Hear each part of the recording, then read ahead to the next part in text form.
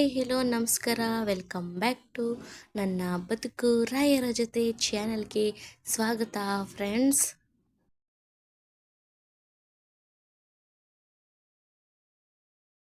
Hi hello ಎಲ್ಲರೂ ಹೇಗಿದ್ದೀರಾ? ಚೆನ್ನಾಗಿದ್ದೀರಾ ಅನ್ಕೋತೀನಿ.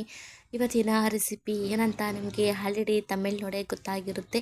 ಹೌದು, ಇವತ್ತು ತುಂಬಾ ರುಚಿಯಾದಂತಹ ಹೊರಗಡೆಯಲ್ಲಿ ಸಿಗುವಂತಹ ಗೋಬಿ ಮಂಚೂರಿನ ಮಾಡೋಣ ಅಂತ ಅಂದ್ಕೊಂಡಿದ್ದೀನಿ ಫ್ರೆಂಡ್ಸ್. ತುಂಬಾ ರುಚಿಯಾಗೂ ಕೂಡ ಇರುತ್ತೆ. ನಾವು ಹೊರಗಡೆ ಹೋಗಿ ತಿನ್ನೋ ಬದಲು ಈ ಥರ ಆರಾಮಾಗಿ ಮನೆಯಲ್ಲೇ ಮಾಡಿಕೊಂಡು ತಿನ್ಬೋದು. ತುಂಬಾ ಚೆನ್ನಾಗಿರುತ್ತೆ. ಬನ್ನಿ ಇದನ್ನು ಹೇಗೆ ಮಾಡೋದು ಅಂತ ಇವಾಗ ನೋಡೋಣ. ಇವಾಗ ಒಣ ಗೋಬಿ ಮಾಡ್ಕೊಳ್ಳೋದಕ್ಕೆ ನಾನು 1 ಕಪ್ನಷ್ಟು ಎಲೆಕೋಸನ್ನ ಈ ಥರ ಸಣ್ಣದಾಗಿ ಹೆಚ್ಚಿಟ್ಕೊಂಡಿದ್ದೀನಿ. 1 ಎಲೆಕೋಸನ್ನ ಈ ಥರ ಸಣ್ಣದಾಗಿ ಹೆಚ್ಚಿ ಒಂದು ಬೌಲಲ್ಲಿ ಈಗ ಹಾಕ್ಕೊಂಡಿದ್ದೀನಿ ಫ್ರೆಂಡ್ಸ್. ಅದಕ್ಕೆ ಇವಾಗ ನಾನು ಒಂದು 3 ಚಮಚದಿಂದ 4 ಚಮಚದಷ್ಟು ಮೈದಾ ಹಿಟ್ಟನ್ನ ಹಾಕ್ಕೋತಾ ಇದ್ದೀನಿ ನೋಡಿ. ಮೈದಾ ಹಿಟ್ಟು ಹಾಗೆ ಒಂದು 2-3 ಚಮಚದಷ್ಟು ಕಾರ್ನ್‌ಫ್ಲೋರ್‌ನ ಹಾಕ್ಕೋತಾ ಇದ್ದೀನಿ. ನೀವು ಇದ್ದರೆ ಹಾಕ್ಕೊಳ್ಳಿ, ಇಲ್ಲ ಅಂದರೆ ಪರವಾಗಿಲ್ಲ ಫ್ರೆಂಡ್ಸ್.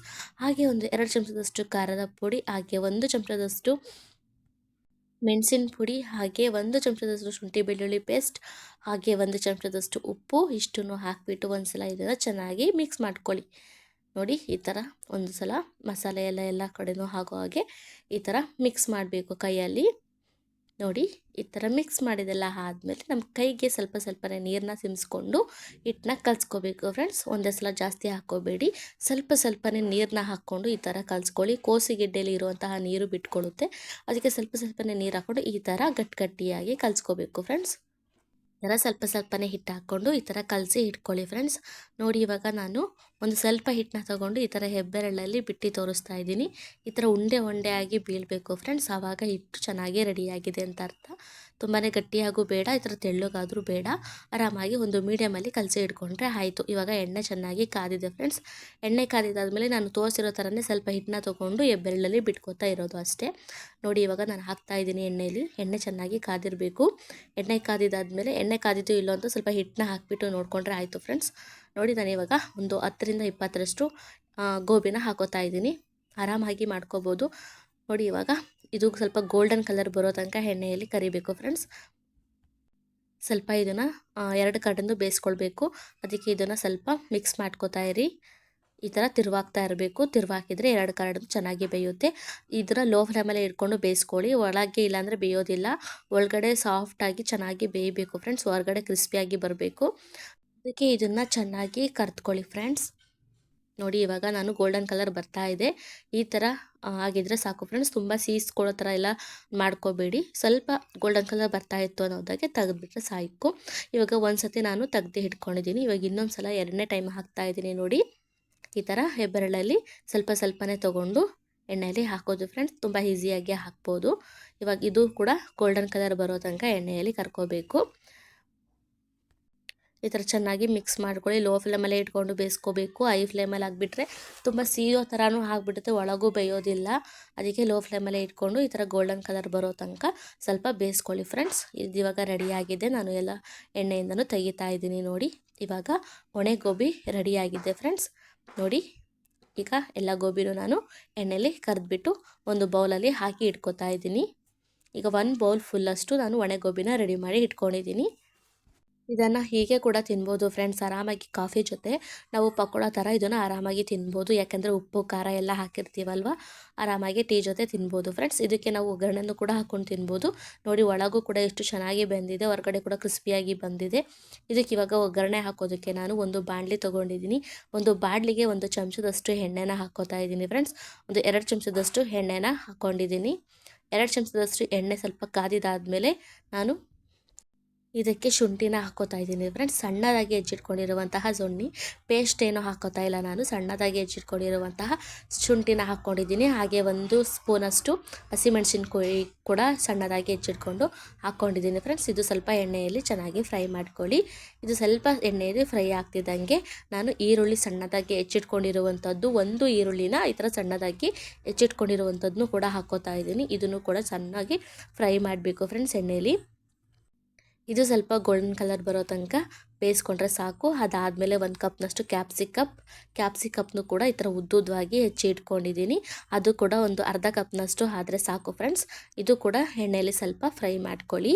ನೋಡಿ, ಈ ಥರ ಚೆನ್ನಾಗಿ ಫ್ರೈ ಮಾಡಬೇಕು. ಫ್ರೈ ಮಾಡಿದೆಲ್ಲ ಆದಮೇಲೆ 1 ಚಮಚದಷ್ಟು ಖಾರದ ಪುಡಿ ಹಾಕೋತಾ ಇದ್ದೀನಿ. ಖಾರದ ಪುಡಿ 1 ಚಮಚದಷ್ಟು, ಹಾಗೆ 1 ಚಮಚದಷ್ಟು ಸ್ವಲ್ಪ ಧನಿಯಾ ಪುಡಿನ ಹಾಕೋತಾ ಇದ್ದೀನಿ. ಹಾಗೆ ಸ್ವಲ್ಪ 1 ಚಮಚದಷ್ಟು ಗರಂ ಮಸಾಲ, ಹಾಗೆ 1 ಚಮಚದಷ್ಟು ಉಪ್ಪನ್ನು ಕೂಡ ಹಾಕೋತಾ ಇದ್ದೀನಿ ಫ್ರೆಂಡ್ಸ್. 1 ಚಮಚದಷ್ಟು ಉಪ್ಪು ಹಾಕಿದರೆ ಸಾಕು. ನಿಮಗೆ ರುಚಿ ಎಷ್ಟು ಬೇಕೋ ಅಷ್ಟು ನೋಡಿಕೊಂಡು ಇಷ್ಟು ಇಂಗ್ರೀಡಿಯೆಂಟ್ಸ್ ಹಾಕಿ ಒಂದ್ಸಲ ಮಿಕ್ಸ್ ಮಾಡಬೇಕು. ನೋಡಿ ಈ ಥರ ಚೆನ್ನಾಗಿ ಒಂದ್ಸಲ ಇದನ್ನು ಫ್ರೈ ಮಾಡ್ಕೊಳ್ಳಿ. ಖಾರ, ಉಪ್ಪು ಎಲ್ಲ ಮಸಾಲೆನೂ ಕೂಡ ಚೆನ್ನಾಗಿ ಇದು ಹಸಿ ವಾಸನೆ ಹೋಗೋ ತನಕ ಮಿಕ್ಸ್ ಮಾಡ್ಕೋಬೇಕು. ಇದು ಈಗ ಚೆನ್ನಾಗಿ ಫ್ರೈ ಆಗಿದೆ. ಹಾಗೆ ನಾನು 2 ಚಮಚದಷ್ಟು ಟೊಮೊಟೊ ರಸನ ಹಾಕೋತಾ ಇದ್ದೀನಿ. ಟೊಮೊಟೊ ಕೆಚಪ್ಪು ಒಂದು 2 ಚಮಚದಷ್ಟು ಹಾಕೊಂಡ್ರೆ ಸಾಕು ಫ್ರೆಂಡ್ಸ್. ಟೊಮೊಟೊ ಕೆಚಪ್ಪು ಮನೆಯಲ್ಲೇ ಹೇಗೆ ಮಾಡೋದು ಅಂತ ನಾನು ನೆಕ್ಸ್ಟ್ ರೆಸಿಪಿಲಿ ಹಾಕ್ತೀನಿ. ಇದನ್ನು ನಾನು ಮನೆಯಲ್ಲೇ ಮಾಡಿರುವಂತಹ ಟೊಮೊಟೊ ಸಾಸ್ನ ಒಂದು 2 ಚಮಚದಷ್ಟು ಹಾಕ್ಕೊಂಡಿದ್ದೀನಿ ಫ್ರೆಂಡ್ಸ್. ಇದನ್ನು ಕೂಡ ಒಂದ್ಸಲ ಚೆನ್ನಾಗಿ ಮಿಕ್ಸ್ ಮಾಡ್ಕೋಬೇಕು. ಟೊಮೊಟೊ ಸಾಸ್ ಹಾಕಿದ್ಮೇಲೆ ಒಂದ್ಸಲ ಈ ಥರ ಮಿಕ್ಸ್ ಮಾಡಿ, ನಾನು ಹೊರ್ಗಡೆಯಿಂದ ಯಾವುದೇ ರೆಸಿಪೀಸ್ನ ತೊಗೊಬಂದು ಹಾಕ್ತಾಯಿಲ್ಲ, ಮನೆಯಲ್ಲೇ ಎಲ್ಲನೂ ಮಾಡಿಕೊಂಡು ಹಾಕ್ಕೋತಾ ಇದ್ದೀನಿ ಫ್ರೆಂಡ್ಸ್. ತುಂಬಾ ಹೆಲ್ತಿಯಾಗೂ ಕೂಡ ಮನೆಯಲ್ಲಿ ಮಾಡ್ಕೋಬೋದು.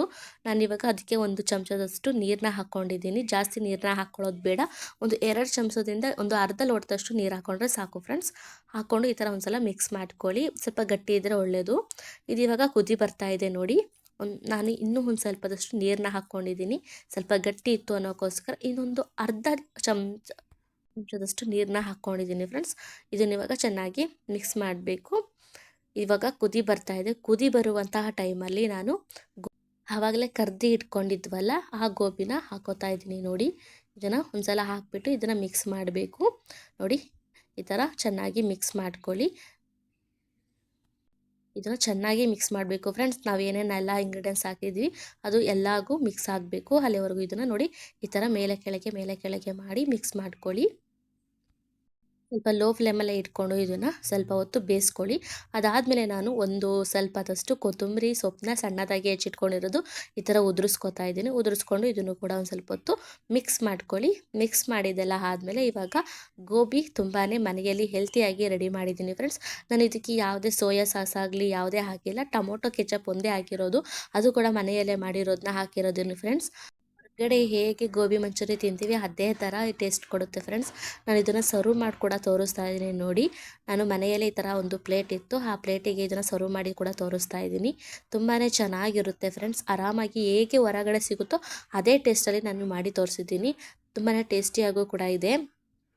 ಮಕ್ಕಳಿಗೂ ಕೂಡ ಮನೆಯಲ್ಲೇ ಈ ಥರ ಆರಾಮಾಗಿ ಮಾಡಿಕೊಡ್ಬೋದು. ಅವ್ರಿಗೂ ಕೂಡ ತುಂಬಾ ಇಷ್ಟ ಆಗುತ್ತೆ ಫ್ರೆಂಡ್ಸ್. ಈ ಮಳೆ ಬರುವಂತಹ ಟೈಮಲ್ಲಿ ನಾವು ಏನಾದರೂ ತಿನ್ನಬೇಕು ಅಂತ ಆಸೆ ಆದಾಗ ಈ ಥರ ಏನಾದರೂ ಮನೆಯಲ್ಲೇ ಮಾಡ್ಕೊಂಡು ತಿನ್ಬೋದು. ತುಂಬಾ ಚೆನ್ನಾಗಿರುತ್ತೆ.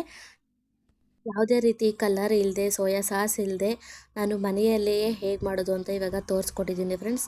ತುಂಬಾ ರುಚಿಯಾಗೂ ಕೂಡ ಇರುತ್ತೆ, ಟೇಸ್ಟಿಯಾಗೂ ಕೂಡ ಇರುತ್ತೆ. ಈ ರೆಸಿಪಿ ನಿಮಗೆ ಇಷ್ಟ ಆಗಿದೆ ಅನ್ಕೋತೀನಿ.